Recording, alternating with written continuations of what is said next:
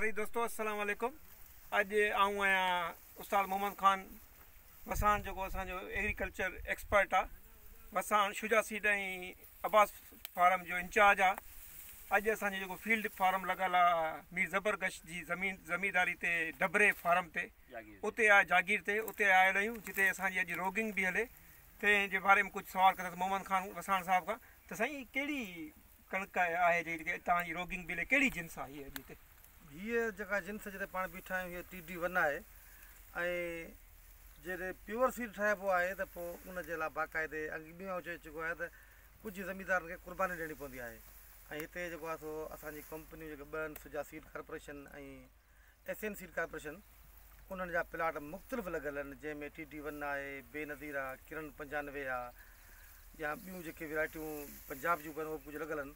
त उन्हनि सभिनी जी जेका असां रोगिंग कयूं पिया, जेका मिक्सिंग आहे उहा ख़तमु कयूं जीअं सुभाणे प्योर ॿिज जेको आहे सो असां आबादगारनि खे ॾेई सघूं।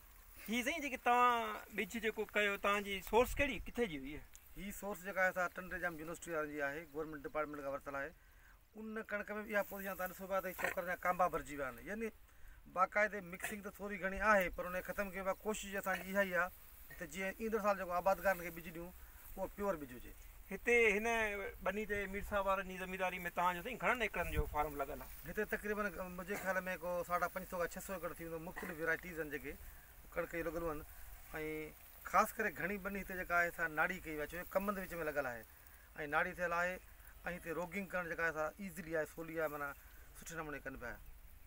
अच्छा, हीअ घणनि ॾींहंनि खां तव्हां ॾे हिते स्टाफ ही मज़दूरनि जो जेको रोगिंग जो लॻल आहे घणनि ॾींहंनि खां हीअ हले पियो तव्हां ॾे तरीक़ेकार ते? हीअ जेका लेबर सां हायर कया उहा सुजा जे करे ॻोठ खां अचे हितां खां तक़रीबन को 40 किलोमीटर परे ऐं उन में असां ॿिनि जॻहियुनि ते कमु हले पियो। हिते 30-40 माण्हू हिते बीठा आहिनि, 30-40 ॿिए पासे बीठा आहिनि। त इहो 3-4 ॾींहंनि खां प्रोसेस हले पियो। मुंहिंजे ख़्याल में हीअ घटि में घटि हफ़्तो हलंदो, तंहिंखां पोइ फाइनल थी वेंदो, पोइ हिनजी इंस्पेक्शन कराई वेंदी। अच्छा, थैंक यू साईं, थैंक यू।